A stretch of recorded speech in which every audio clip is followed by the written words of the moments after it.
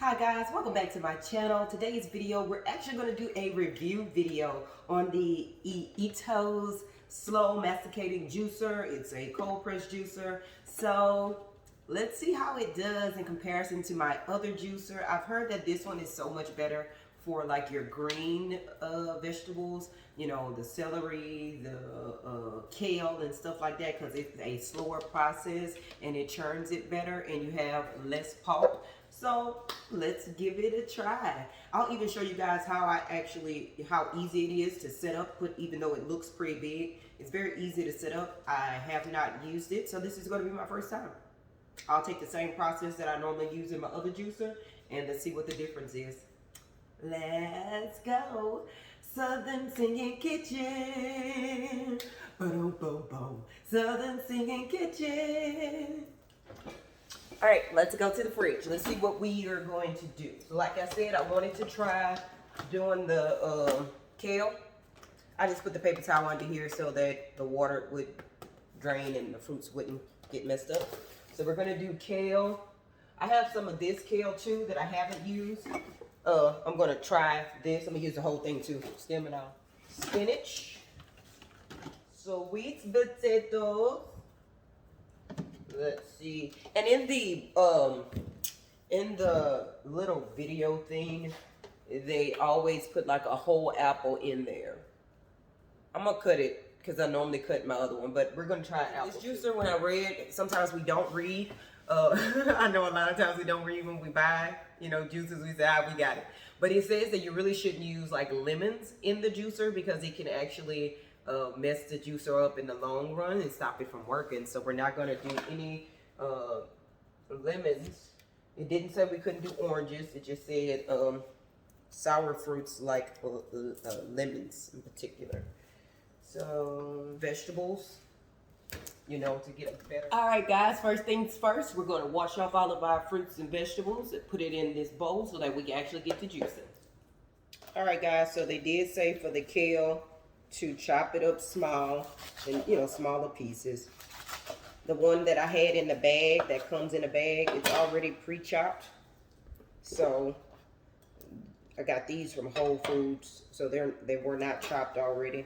With my other juicer, when I do the kale and cilantro and parsley, it says that this juicer is not good for that because it can get tangled in the thing while it's we're not gonna do that, which is a bummer. I hate having a juicer that tells you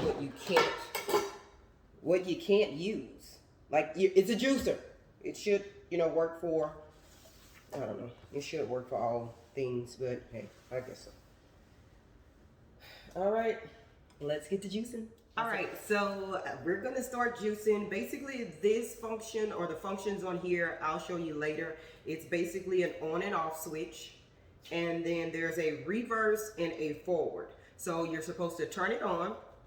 You're going to put your fruit in here, and as it gets heavy, it's going to close down. They tell you that you really shouldn't use this. The only time you should use it is if the reverse switch is not working and something's stuck, then you use that to get it out. But just normally, you should be able to use this and not have to use that. You're supposed to pull it down. This is going to be the part where you open up to let the juice come out. And they give you two pitchers. One for the juice, one for the pulp. And I'll use my other juicer container to say how many liters it gave me or ounces. So we'll figure it out. Let's get to juicing. So we're going to turn it on. And you move it forward, on forward. We're going to try the kale first. I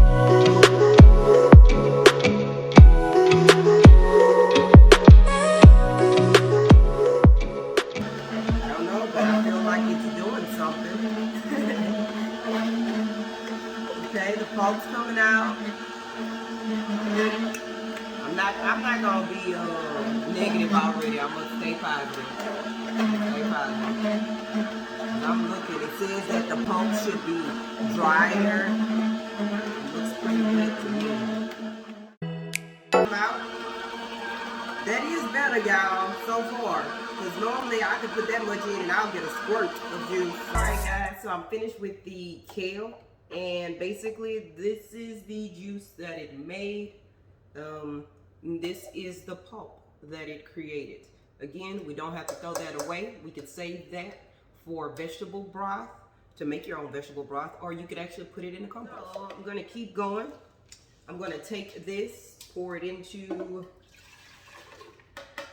here. Let's see how many ounces it made. Probably 5 ounces. So put this back, start the process again. Let's do some celery.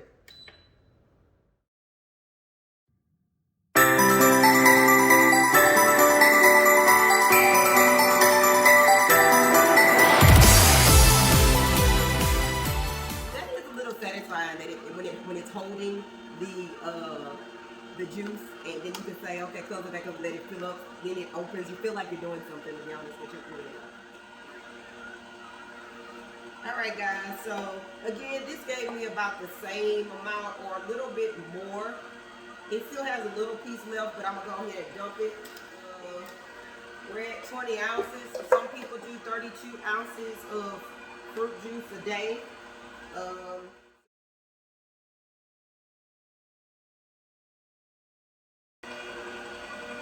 This is what it made for the spinach. That's pretty good because normally I get nothing from spinach. So we are now at 25.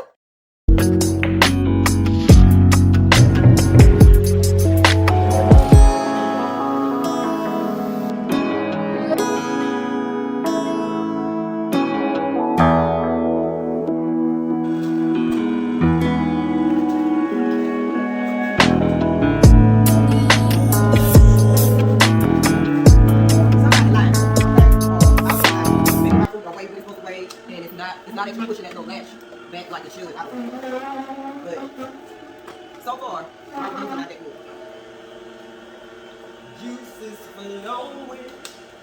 And I put my mint leaf in with the greenery. Again, compost. Again, compost. Or save it for vegetable stock. Except for your apples. These apples are not good for vegetable stock. It's an apple. It's going to make it sweet. But it is good to put for compost.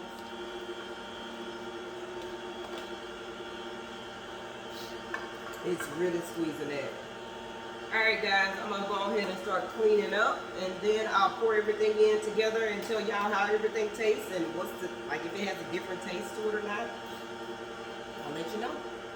Alright guys, so we're done with that. This is the pulp that it made. And it is pretty dry, especially drier than the one I had before. I'll give y'all a very good close-up of that. That is beautiful, okay? Especially going back in the ground for your for your new vegetables. So it made approximately like 55 ounces. That is, I usually have to juice more than that. I usually have to juice a lot of oranges and apples and other stuff to get that much. So now we're gonna try it. Let's try our juice. I just stirred it up. Even though we did everything separate, I did it separate so that you guys can see. So now we have a green monster. Let's see.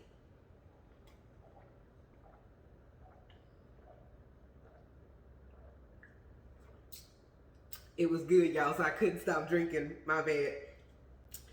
It's pretty good, y'all. And it's cold. It's not hot.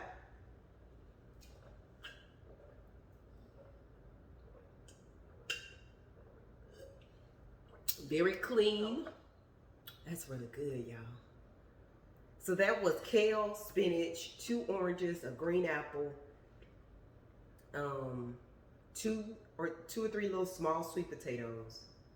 And I squeezed the lemon on top since it says don't put it in. So guys, I actually like this juicer because of the amount of product that I'm getting, the amount of juice that it's actually putting out. The only thing I don't like is it is slow. It's very slow.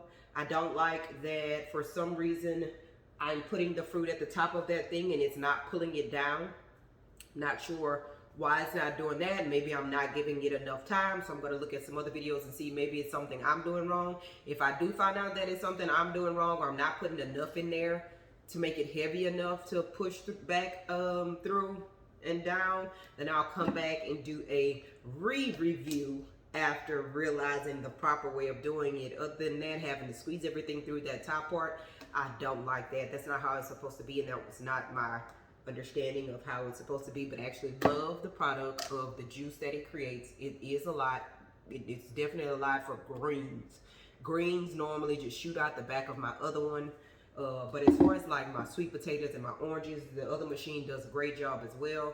So I might have to just use both to get the results that I want, and use them both at the same time to have the speed of what I want.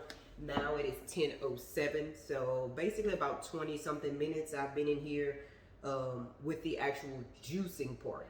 So as always, don't forget to like and subscribe to this channel. If you are enjoying the videos, share, share, share.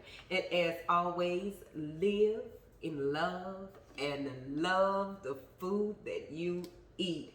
Bye, y'all.